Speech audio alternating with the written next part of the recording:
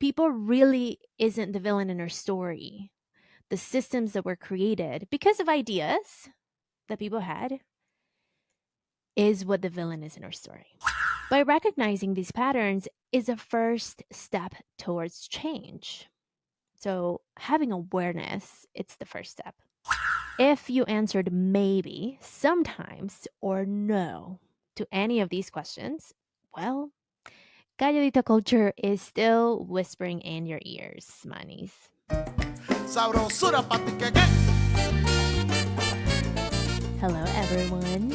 This is Pam, de Café con Pam, the bilingual podcast that features Latina and people of the global majority who break barriers, change lives, and make the world a better place.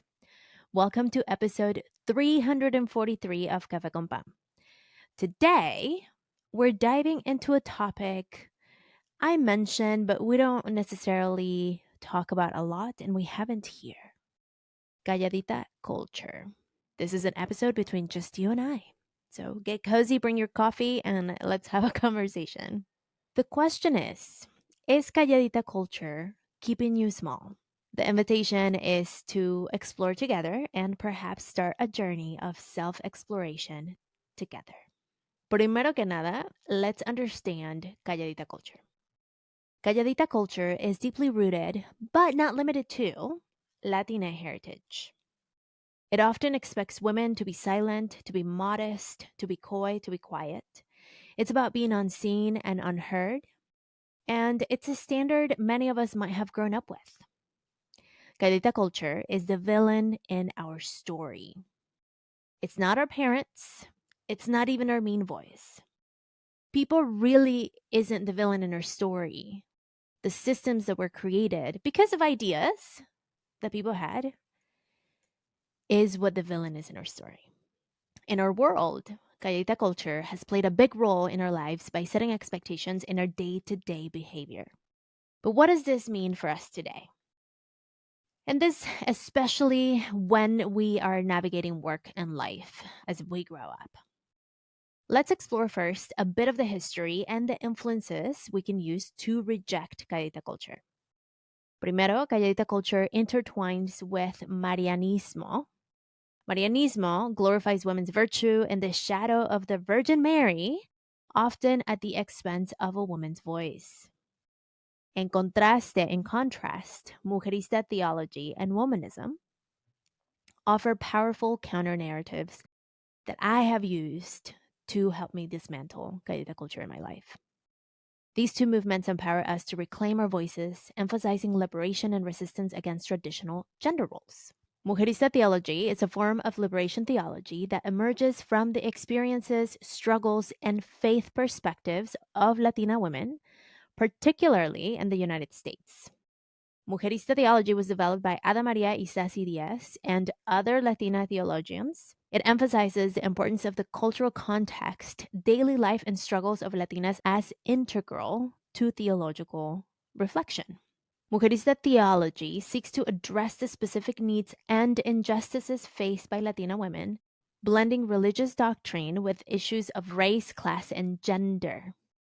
It advocates for social justice, community building, and the dignity of Latina women in the Christian faith. So it's very much Christian based. However, the principles that Mujerista theology uses is something that I have used to help me dismantle Calladita Culture. On the other end, Womanism is a social and political movement that centers on the experiences and concerns of Black women. It emerged as a response to the perceived inadequacies of feminism, particularly its focus on the experiences of white middle-class women. Womanism advocates for the well-being of the entire community, promoting racial and gender equality and equity. It encompasses a holistic approach to social change, integrating racial, gender, and class analysis. Womanism is often associated with the work of Alice Walker, who coined the term and described its principles in her writings. Definitely, this is for future readings for you to take notes on. I use the influence of Mujerista theology and Womanism as responses to the limitations imposed by Calladita Culture, because they offer frameworks for Latina and Black women to assert their identities, their rights, and voices in both religious and societal contexts because let's face it, we are still very much driven by the influences of religion, whether you practice or not. Cue everyone wearing Virgen de Guadalupe stuff. So, how do we know if we're being affected by Calladita culture? That's the question that you may all be having. Well, sometimes Calladita culture might show up in really subtle ways, especially if after I shared about the influences I have, you may be like, well, I'm not religious or I don't identify with those. It's fine. You might still be affected by it. And if you are a man or a cis male, you might still be affected by it because you were raised by a woman. And if you are that person, you're like, I was not raised by a woman. The person, at some point, someone was raised by a woman who likely was affected by Calladita culture. So, how are we affected? Well, typically it shows up in the moments when we hesitate to speak up, whether in the workplace or at home. It shows up by us downplaying our achievements or by constantly putting others first. By recognizing these patterns is a first step towards change. So, having awareness, it's the first step. And I'm going to ask you only 3 questions. I don't want to keep this episode super long. It's actually going to be quite short, but I'm going to ask you 3 questions to see if you live with Calladita culture whispering in your ear. Question number 1. When you face a personal achievement, do you share openly and proudly? Yes or no? Question number 2. At work, when you have a new idea, do you present it confidently to your colleagues or your boss? Yes or no? And 3, when making decisions, do you trust your judgment and decide confidently? If you answered maybe, sometimes, or no to any of these questions, well, Calladita culture is still whispering in your ears, manis. Pero, however, we can always take action. So if you're like, okay, now what? I'm going to give you 3 action items you can do to get started with your own self-exploration journey. Numero uno, first, you want to give yourself permission to self-express. A really easy way to do this is by starting a journal. A journal is a place, a notebook. It doesn't have to be fancy. It could be a very simple notebook that you can get at the dollar store that only you will read. And this will give you that permission to speak your truth. Now, if you're like, I don't like writing, you could also, or I don't like analog things, all good. You could use your phone, you could use an electronic digital type of journal. And if you want to get a little bit more sophisticated, you could even use your voice memos. The point is for you to start practicing self expression. If you're like, I'm not a words person, this is not my thing, then think about how could you self express? Is it through drawing? Is it through music? Is it through movement? What is an activity that you can give yourself permission to take on that can allow you to self express? And this is not something that anyone will see, it's just for you.